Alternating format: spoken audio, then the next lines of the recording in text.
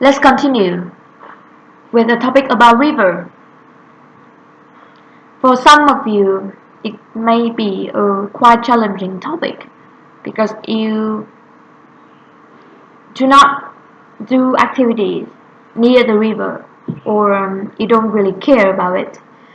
Don't worry, we can brainstorm some ideas related to this topic and then let's see what we can talk about it. So when it comes to a river, the first thing that we can mention is what the river is. You can mention the name and then you can tell the story about the meaning of the name or the origin of the name or how many times the river changed its name. All of them can make the talk very interesting to listen to. The second information can be the location, for sure. You can mention the location of the river, or if the river runs through several provinces and cities, you can also mention the names of the provinces or the areas that the river runs through.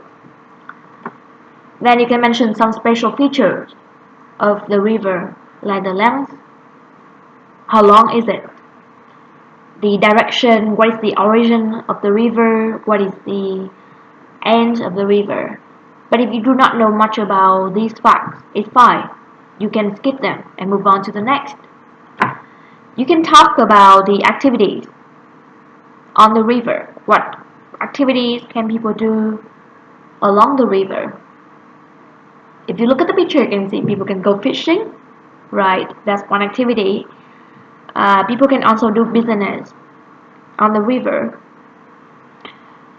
You can see there's a lot of export and import activity happening on the river. Like there's a lot of ship or boat carrying the goods from one place to another.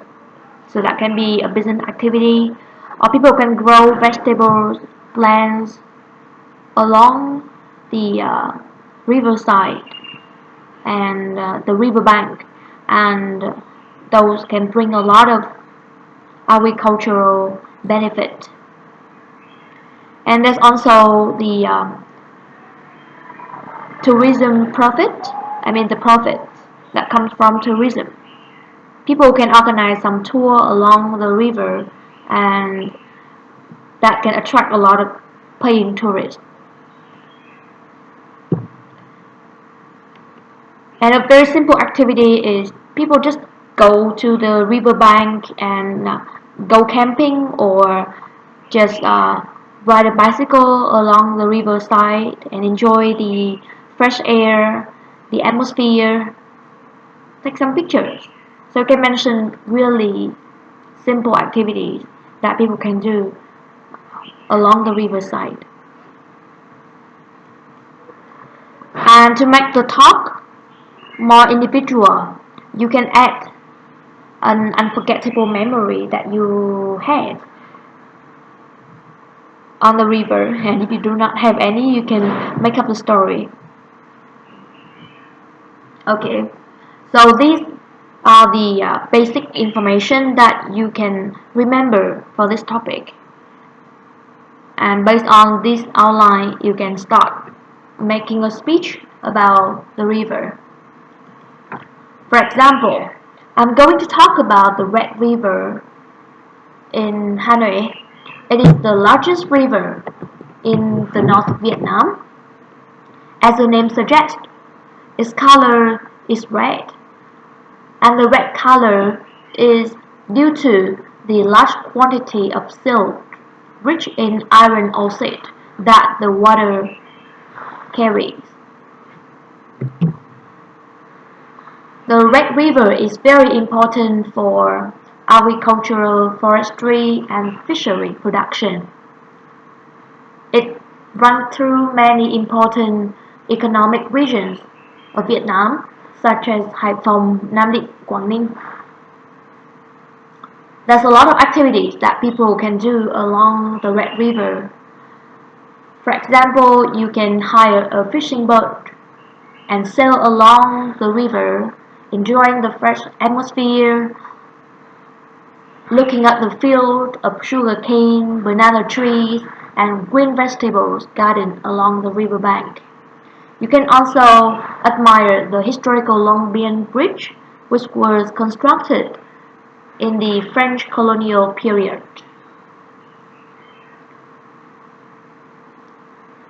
A very interesting scene that you can see on the river is the floating houses, and you can be amazed to see how people can live and do all kind of activities in a small floating houses on the river. Of course, life is not that easy for people living there. They have to go through a lot of difficulty, but just to open your mind to another part of the world, right, which is very different from those living in the center of the city who live in big houses. And here you see some people who are not so rich and they have to live in the floating houses, and they have to go through some difficulty living such a life. Okay, and then when it comes to Red River, I have a very special memory. One time I accompanied my friend to the bãi đá sông Hồng. It's actually a flower garden on the banks of the river, and it's in here we did take some photos of ourselves and of the scenery along the river.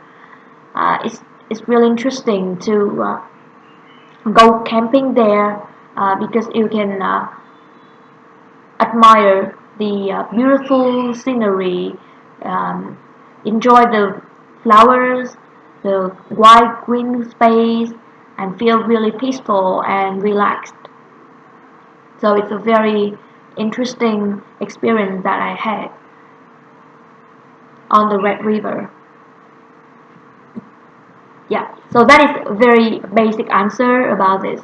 And if you use some linking words, you can even make the answer more fluent and more interesting. Alright, just some key information, and you can do the same with the river that you love. If you look at the list of questions, we have another question, what is quite interesting about the pollution problem. And pollution is a very big issue in many areas of the world. So, and the Red River is not an exception. Right now, the river is being seriously polluted. The water contains heavy metals, which are dangerous for local people's health. In the past, people could use the water in the river to support their daily life and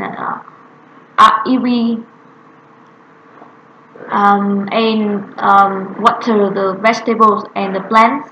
But now, because the water is so polluted, they cannot do that, and they have to buy water from some other areas for drinking purpose and to even water their vegetables and plants. And such pollution problem really affect the agriculture and fishing industry.